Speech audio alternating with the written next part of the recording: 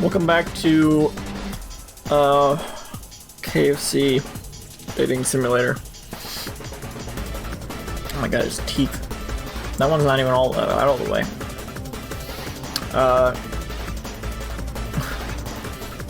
The Spork Monster is here to fight a hero.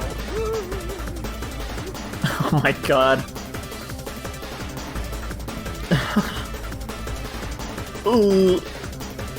I think I left the fridge door open. Later, nerds. Oh, did he say he was the hero and then the Spork Monster's like, I'm here to fight a hero, and then... Is that what happened? How dare you threaten me just as I was letting down my guard and connecting with another chef on an emotional level? Be afraid, be very afraid of me because I'm a monster, see? Is he rhyming on purpose, or is that just a coincidence?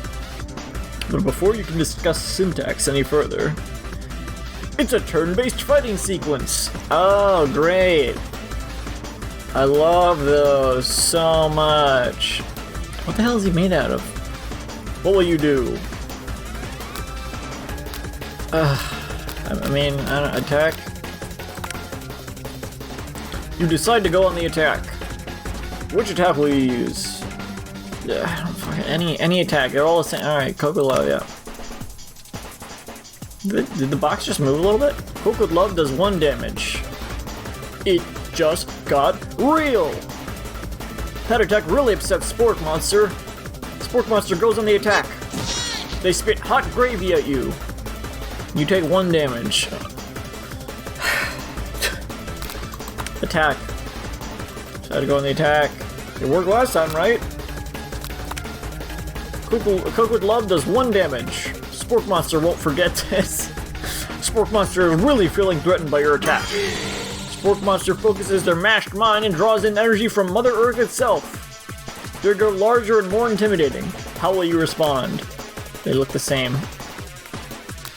Defend. You decide to defend. Which defense will you use?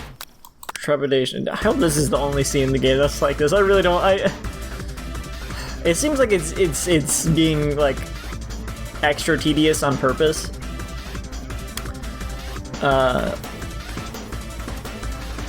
You hold your head between your hands and mutter, "This is not happening. This is not happening." Spork Monster is no quitter. Buffed up and ready to rumble, they go on the attack once again. Spork Monster uses Utilitensile. You take 2 damage from the attack. If you take much more damage, you're not going to survive the battle. Just attack, whatever, I don't know. Spork Monster is oozing cheese sauce onto the lawn of the quad. I wonder who's going to have to clean that up. They don't even, what cheese sauce? From the KFC Cheeto Chicken Sandwich? Or from their mac and cheese? By the way, KFC's mac and cheese is disgusting. I like KFC. Their mac and cheese, well, it's not disgusting. It's just so... Mac and cheese, like...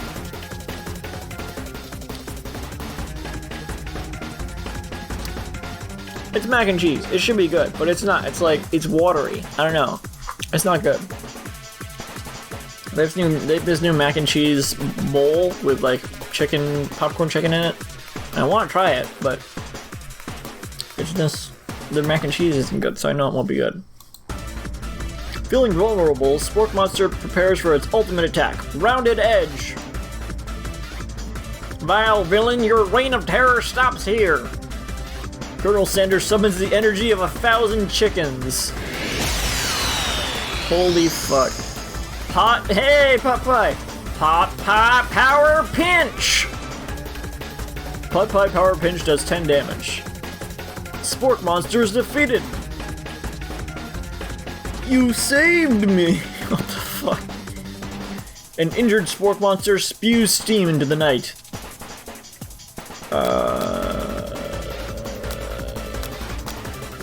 I mean, it's a monster, so he's probably kill him so that he doesn't attack anyone else.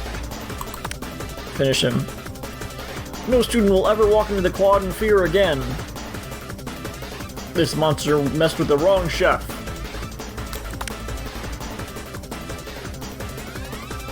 Ready your final attack. You'll never survive my student debt loan destruction. Wow. Sport Monster is completely vaporized. Colonel Sanders looks on in awe. Oh. You continue to surprise me, Ronald Coon. The defeated monster left behind a special item. It appears at first to be a cookbook, but upon closer inspection, it's so much more. What the fuck? It's a book of magic spells with a golden chicken on the cover. You open the cover and find a library card tucked inside. The last name to have signed it out is Borko. Wonder if it's the teacher. Borko, that name sounds strangely familiar. Your blood is pumping as you stand in the quiet of the night, holding the mysterious book in your hands. As you come down from your battle buzz, you realize that your final attack has left you completely depleted. The world around you begins to fade away. Without any energy to keep your eyes open, darkness overtakes you. The image of Colonel Sanders flashes before your eyes as you fall asleep. He must have helped you get home. In your tired state, you don't know if you could have made it without him. What a guy. KFC jewelry box. Trying to see if there's like any other references or whatever. I don't know. You want to thank him, but you don't have the strength to utter a single word. You feel your covers being pulled up over you as you are tucked in tightly. How does he know where you live? Good night, my Colonel. In your dream, you're together with Colonel Sanders. For some reason, Sprinkles is also there, instructing your love. Dreams are weird. What fucking game is weird? Oh.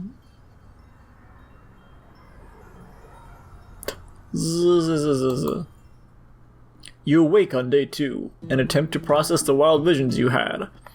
Were they memories or premonitions? And then there was that secret ingredient that Colonel Sanders went ahead and told you outright. Not much of a secret, huh? Unless he was lying. There's something under the pillow? It's probably just because he already trusts you so much. Sure, that makes sense. We'll go with that. You meet up with your best... I guess we're starting day 2. You meet up with your bestie in front of the school. Before you can tell her about the encounter with the sport monster, she launches into a story of her own. Oh, I know this might sound a little strange, but I think I might be, I think I might like Clank. Like him? Like? Zoinks. I know it sounds like it's moving too fast, but there's something about him. I like him. Like him. We got to talking after class, and he's actually a totally sweet guy. Not only that, but he's really smart. He told me all kinds of stories about Colonel Sanders. Did you know that Colonel Sanders was the most popular kid in his high school? No, but that does make complete sense. Yeah, but he was so popular that he was voted prom king at a school he didn't even go to. That's... I think that happened in like a strong bad email with Pom Pom. And was also the convertible... and... What? He didn't even go to And was also the convertible that he himself rode in at the front of the homecoming parade. He was the convertible? I'm thinking maybe something got lost in pressure cooker language translation there. Either way, maybe it'd be best if you took it slow with this new boy like I am with Colonel Sanders. You and Colonel Sanders, the coolest guy in school, the most famous student to ever attend University of Cooking School Academy for Learning, you're a thing now? We definitely collected yesterday. Sure you did. You're great. Why wouldn't he be into you, I guess? Laughing at the implication that you and Colonel Sanders might be a thing is definitely not cool. You are great. You have an idea about how to prove that your love is real. Well, if he's not into me, why did he tell me one of his secret ingredients? Don't fucking tell her it. Your bestie's eyes light up. A secret ingredient? Yeah, I just said that. A secret ingredient. Is there a dramatic echo in here? Miriam checks to make sure you're alone before continuing. Okay. So this summer, while I was on vacation with my family, a lovely man approached me in the botanical garden where I was wandering. This can't be good. He told me all about his passion for spices, secret spices. The man even gave me some to show me what he meant. He said it was a powder created from super duper rare dried flower petals, and that if I did him a big favor, I could have some of my own. Please, Miriam, don't tell me. So I filled my suitcase with them and brought them home. He was so nice, he even met me at the gate when I arrived. Later, when I cooked with them, a very strange feeling came over me, and the flavor was like anything I'd ever tasted. I think you're being very liberal with the meaning of spices here. Whatever. Anyhow, we both share an interest in cooking, so we've stayed in touch, like pen pals. I bet you would love to know more about new spices. Well, I'm definitely not supposed to share Colonel Sanders' secret recipe, and besides, I only know the one ingredient, so I doubt it'd be much use to anyone. This is actually a pretty interesting turn for the story to take, actually. Oh, fabric off. Please, please, please! It would mean the world to me! No one has to know it came from you or from Colonel Sanders! What do you think? Should you protect Colonel Sanders' secret or share it with your bestie? I'm not gonna tell her Colonel Sanders' secret ingredient. Are you crazy? Why are those the only two options? You'll quickly think of a fake ingredient name. I don't know, how about... Jesus Christ. It was... I know it was Big Mac sauce. I know, sounds like some kind of witch's potion, but what can you do? I have knew! Wow! Your eyes light up imagining such a thing, and you figure that you've satisfied her with her curiosity and she'll move on. It was crack! Crack! It was crack! However, she immediately turns around and does some thumb typing on her phone that you can't quite see. That's probably not good. Before you can ask her to confirm that she was definitely not texting secrets to other people, you're interrupted. A wind rushes in, cherry blossoms fill the air. It's Colonel Sanders! He's arriving in school! Stand back and admire his majestic glory, run to him. You decide that the best way to show Miriam how serious you and Colonel Sanders are would be to run to him. Surely he'll sweep you up onto the back of his stallion and you'll ride away together. That'll show her good. Oh, Colonel, my Colonel! Oh, Colonel, my Colonel. However, your sudden movements surprise the horse and it rears up, kicking you directly in the face. The force of the blow completely knocks you out cold. In the darkness, you see a vision. Ooh, Ronald Coon, I'm here to deliver you a message. Not this guy. It is important that you remember this exactly as I say it. If you forget this, the world could end, so you know it's serious. I have been trapped in a realm beyond, but a great prophecy relies on my return. Only you can save me. All you need to do is repeat my name 3 times. And that name is... But before you can continue, you suddenly awake. This game is kind of funny. Ah, jeez.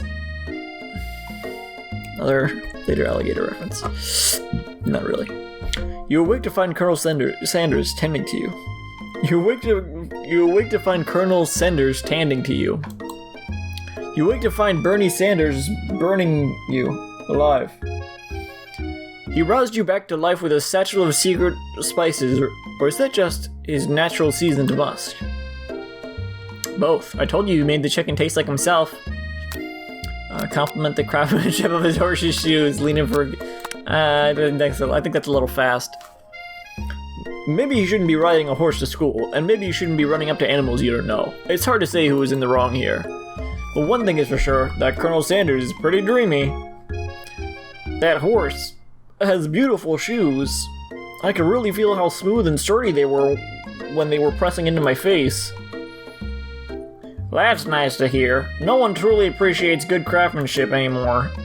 And with that, Colonel Sanders disappears into the school, leaving you and Marion to follow. Wow. Well, looks like he's okay. He got kicked in the face, but he's okay now. I think that's a good place to stop. Yeah, alright. See you next time on I Heart KFCs. Bye.